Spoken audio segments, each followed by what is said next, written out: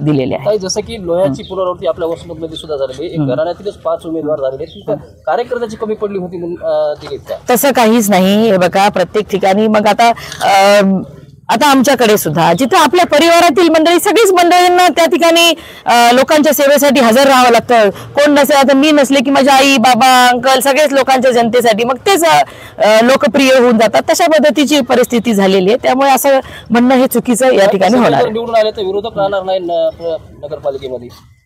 घरातले जर सगळे निवडून आले मग ना, चांगलं काम करणारा जनता निवडून देते आणि सगळे निवडूनच येणार. कमळामध्ये जे उमेदवार उभे राहतील ते सगळे भाजप परिवाराचे असतील. आम्ही एक परिवार म्हणून, एक कुटुंब म्हणून या देशामध्ये नरेंद्र मोदीजींच्या विचारांवर, देवाभाऊंच्या विचारांवर कधी सुद्धा भाजप हा परिवार म्हणून काम करत असतो. त्याच पद्धतीने मग कोणी एका परिवाराचे नाही, जेवढे काही आमचे भाजपचे उमेदवार उभे आहेत ते सगळे एका परिवाराचे, भाजप परिवाराचे. हे तुम्ही सगळ्यांनी समजावं. आम्ही सुद्धा त्याच पद्धतीने या ठिकाणी निवडणुकीला तयार आहोत. राष्ट्रवादीने देखील